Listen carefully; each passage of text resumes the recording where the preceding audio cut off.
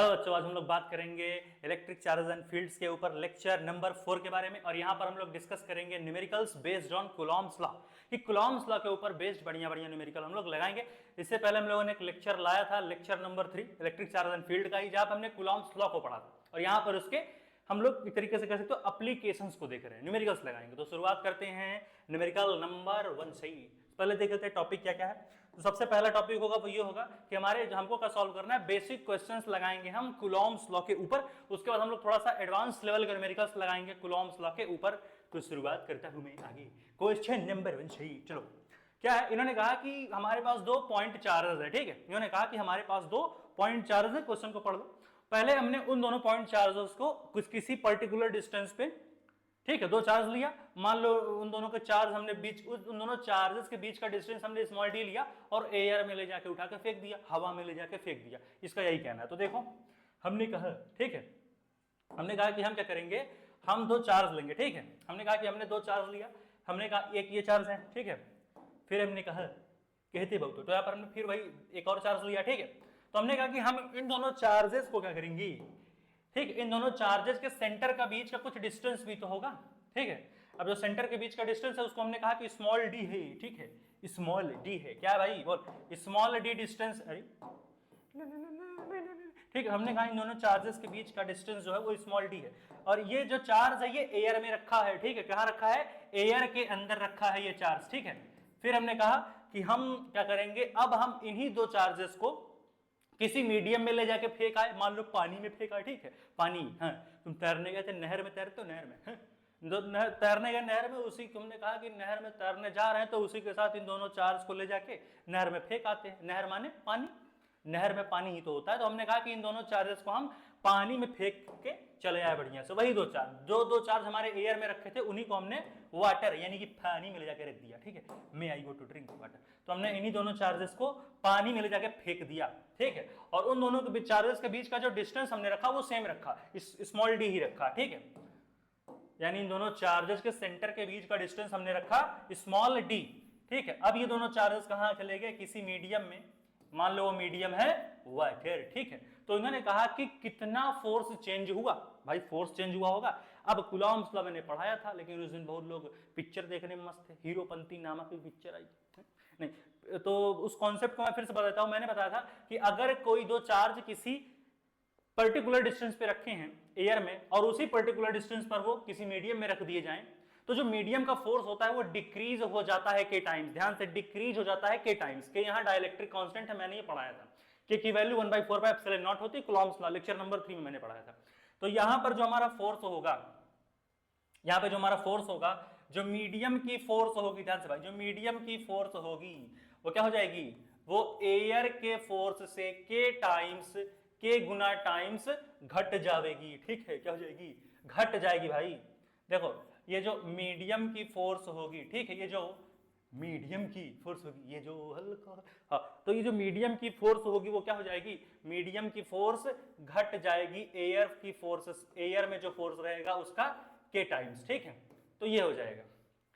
समझ में आ रहा है कि नहीं। तो ये रहा कि भाई मीडियम का जो फोर्स था, ठीक है, जो हमारे मीडियम की फोर्स थी वो एयर की फोर्स से के गुना घट गई। तो सिंपल सा रिलेशन है, मीडियम या क्या है, वाटर है। तो कितना फोर्स में चेंज आया जब हमारे 2 चार्ज वाटर में ले जाके फेंक दिए गए, नहर में ले जाके है, तो वहां पर जो हमारा वाटर का फोर्स था वो के टाइम्स घट गया। एयर, जो फोर्स एयर में थी उस फोर्स का के गुना घट गया जब मीडियम यानी वाटर में हमने 2 चार्ज को लेके गया, लेकिन डिस्टेंस हमने सेम रखा। ठीक है, चलो क्वेश्चन नंबर 2 पे जाओ। इन्होंने कहा कि डाइइलेक्ट्रिक कांस्टेंट जो होता है किसी मीडियम का, मैंने बताया था डाइइलेक्ट्रिक कांस्टेंट रिलेटिव परमिटिविटी, इस सॉरी ये जो के है ये कूलॉम्स कांस्टेंट बोल सकते हो, डाइइलेक्ट्रिक मत बोलो इसे। ये जो कैपिटल के है ये कूलॉम्स कांस्टेंट है। ठीक है, अब हमने कहा कि डाइइलेक्ट्रिक कांस्टेंट जो होता है किसी मीडियम का, उसको डिफाइन करो इलेक्ट्रिक चार्जेस के टर्म्स में, Q1 है Q2 के टर्म्स में। तो कैसे करोगे, तो डाइइलेक्ट्रिक कांस्टेंट को हम लोग क्या बोलते हैं, रिलेटिव परमिटिविटी। मैंने पढ़ा था रिलेटिव परमिटिविटी,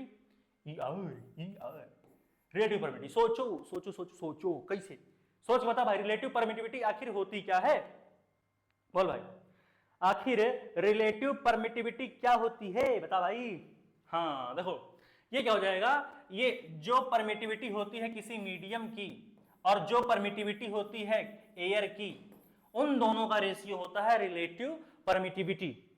परमिटिविटी क्या है, मतलब कोई चार्ज, ठीक है, कितना अलाउ कर रहा है। परमिटिविटी क्या है कि कोई चार्ज कितना अलाउ कर रहा है किसी स्पेस में अपनी इलेक्ट्रिक फील्ड लाइंस को बढ़ाने में, उसी को बोलते हैं परमिटिविटी। कितना परमिट कर रहा है कोई चार्ज अपने इलेक्ट्रिक फील्ड लाइंस को किसी स्पेस में बढ़ाने के लिए। मैंने बताया था रिलेटिव परमिटिविटी, तो वो होता है परमिटिविटी। तो मीडियम की परमिटिविटी अलग होती है, एयर की परमिटिविटी अलग होती है। और रिलेटिव परमिटिविटी क्या होगा, वो होगा जो मीडियम की परमिटिविटी है और एयर की परमिटिविटी है, दोनों का रेशियो जो होता है वो रिलेटिव परमिटिविटी होता है।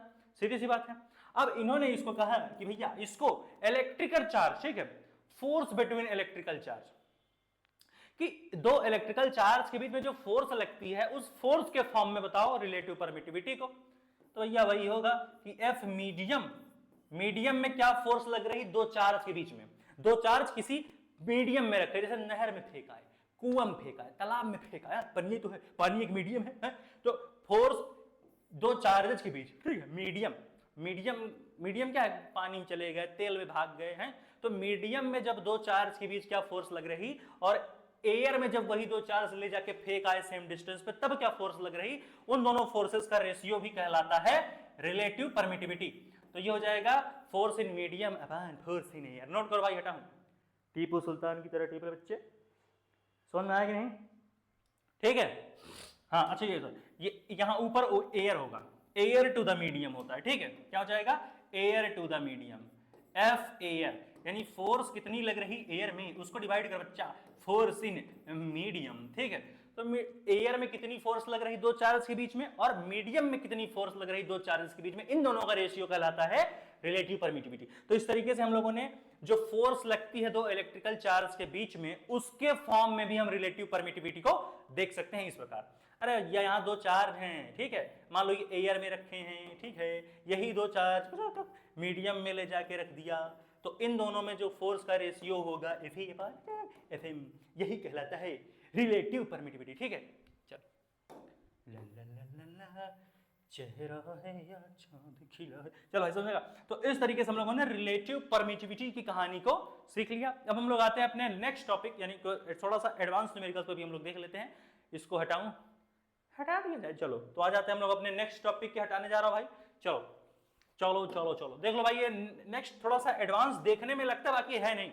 इसका ये कहने का मतलब क्या है बच्चा, इसका कहने का मतलब है कि हमने क्या किया कि किसी इलेक्ट्रॉन पर फोर्स लग रहा है, ध्यान से, किसी इलेक्ट्रॉन पे फोर्स लग रहा है इलेक्ट्रिक फील्ड में, ठीक है, किसी एक पर्टिकुलर डायरेक्शन में, ठीक है, और जो फोर्स लग रहा है उस इलेक्ट्रॉन पे वो कितना लग रहा है, कैपिटल F लग रहा है।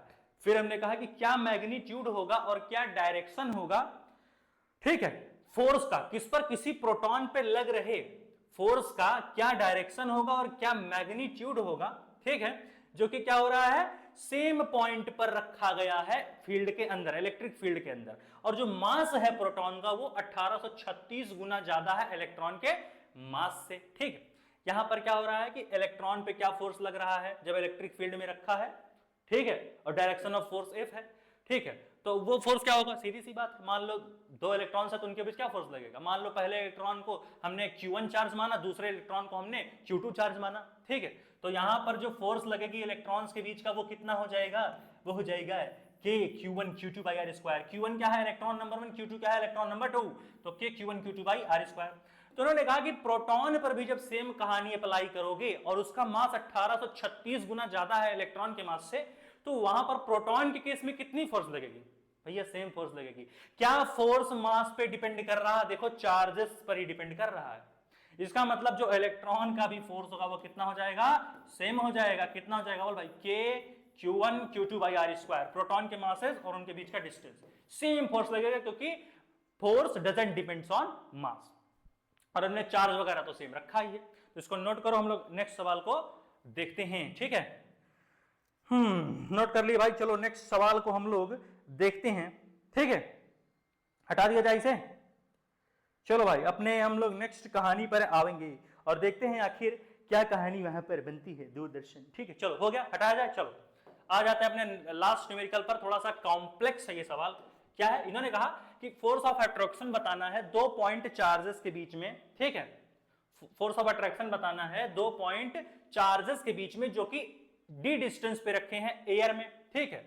क्या डिस्टेंस हम रखें, ठीक है, क्या डिस्टेंस पे हम इन दोनों चार्जेस को रखें सेम मीडियम में ऐसा किस डिस्टेंस पे रखें कि जो फोर्स है वो एक बार F3F हो जाए, एक बार F/3 हो जाए। अरे यार देखो सिंपल, इन्होंने कहा कि फोर्स ऑफ अट्रैक्शन है 2 पॉइंट चार्जेस के बीच में, तो कितना है, कैपिटल F दिया गया है। चलो मान लेते हैं, हमने कहा कि हमारे पास यहां पर 2 बढ़िया चार्ज दिए हैं, नन्हे नन्हे खूबसूरत तो चार्ज दिए गए हैं, और इन दोनों चार्जेस के बीच का जो डिस्टेंस है बच्चा वो कितना है, ठीक है। हमने कहा कि ये 2 चार्जेस दिए गए हैं, इनके सेंटर के बीच का डिस्टेंस है स्मॉल डी, इनके सेंटर के बीच का डिस्टेंस है स्मॉल डी, और ये रखे गए हैं एयर में। तो इन दोनों चार्जेस के बीच का जो फोर्स है वो कितना है, इन दोनों चार्जेस के बीच का जो फोर्स है वो हो जाता है कैपिटल F की वैल्यू क्या होगी, मान लो ये चार्ज Q1 है, ठीक है, ये चार्ज Q1 है, ये चार्ज Q2 है, ठीक है, और दोनों के बीच का डिस्टेंस हमने मान लिया। चलो मान लेते हैं स्मॉल r है, ठीक है, हमने कहा स्मॉल r डिस्टेंस है, ठीक है। तो अब इसके बीच का फोर्स कितना हो गया, ये हो गया K Q1 Q2 by r square, इसको मान लो इक्वेशन नंबर 1। अब ये कह रहा है कि ऐसा क्या डिस्टेंस पर इन दोनों चार्जेस को ऐसे किस डिस्टेंस पे रखे सेम इसी मीडियम में जिस मीडियम में अभी रखा है, ठीक है, कि फोर्स हमारा 3F हो जाए, 3 गुना बढ़ जाए, और एक बार ऐसा किस डिस्टेंस पे रखे सेम मीडियम में कि फोर्स हमारा F/3 हो जाए। तो इसको इक्वेशन नंबर 1 मानो, एक बार फोर्स 3F लगा के रख दो, ठीक है, फिर इससे इक्वेशन नंबर 1 से उस इक्वेशन नंबर 1 को डिवाइड कर दो, उससे एक बार F/3 रख के डिवाइड कर लो, ठीक है। चलो नहीं समझे, देखो मान लो हमने कहा कि हमारा इक्वेशन पहला बना, ये बना F equal to K Q1 Q2, ठीक है, K Q1 Q2 divided by R square, इसको माना इक्वेशन नंबर 1, ठीक है बच्चा, इसको हमने माना ये है इक्वेशन नंबर 1। फिर हम लोगों ने कहा कि देखो जो पहले हम 3F के लिए लगाते हैं, हमने कहा कि देखो फोर्स जब हमारी 3F हो जाएगी तब क्या होगा, वो देखो क्या हो जाएगा, सीधी सी बात है, जो हमारा यहां पर क्या हो जाएगा, K Q1 Q2 by R square की जगह हम लोग वैल्यूज को पुट करेंगे, और देखो भाई क्या आता है, डिवाइड करो इक्वेशन को और सॉल्व करके बता भाई कि क्या इक्वेशन आवेगा, ठीक है, यही करो। चलो फोर्स तो वही, सॉरी सब चीजें तो वही है, ये लिखो K Q1 Q2 divided by distance क्या है हमको पता नहीं, किस डिस्टेंस पे हम रख रहे हैं कि फोर्स 3F हो जाए, तो R डैश मान लो, R डैश का स्क्वायर, ये हो गया इक्वेशन नंबर 2। अब डिवाइड कर लो भाई, इक्वेशन फर्स्ट को इक्वेशन 2 से डिवाइड करो और बताओ क्या वैल्यू है, यहां से R डैश की वैल्यू निकल आएगी भैया, R डैश की वैल्यू कितनी आएगी बता भाई, R डैश की वैल्यू कितनी आएगी, जब 3F से डिवाइड किया तो क्या आएगी बताओ भाई, जब 3F से डिवाइड करोगे तो वैल्यू क्या आएगी, बोल भाई क्या आएगी भाई, सोच के R/√3 आ जाएगी, जो R डैश की यहां पर वैल्यू निकल करके आएगी जब डिवाइड करोगे तो क्या आ जाएगी, R डैश की वैल्यू आ जाएगी R/√3, यही तो आएगी। यानी कि अगर हम डिस्टेंस R/√3 रख दें, ठीक है, तब हमारा फोर्स 3F टाइम्स हो जाएगा, ओरिजिनल फोर्स का 3 गुना बढ़ जाएगा। ये हो गया जब हमने फोर्स 3F किया। अब हम बात करेंगे जब हमारा फोर्स F/3 हो जाएगा तब क्या होगा, इसे हटाएं, नेक्स्ट पेज पे समझ में आ रहा है भाई, 1 2 3 4 हटाया, चलो हटा रहे हैं। अब हमने कहा कि चलो एक काम करते हैं, थोड़ा सा दिमाग लगाया, फिर हमने कहा कि देखो फोर्स हमारी जो पहले वाली थी वो कितनी थी, वो थी वही simple K Q1 Q2 divided by R square, ठीक है, इसको हमने फिर वही इक्वेशन नंबर 1 मानकर रखा है, इसको हमने क्या माना है, इसको हमने माना है इक्वेशन नंबर 1, ठीक है, ये हमारी है इक्वेशन नंबर 1।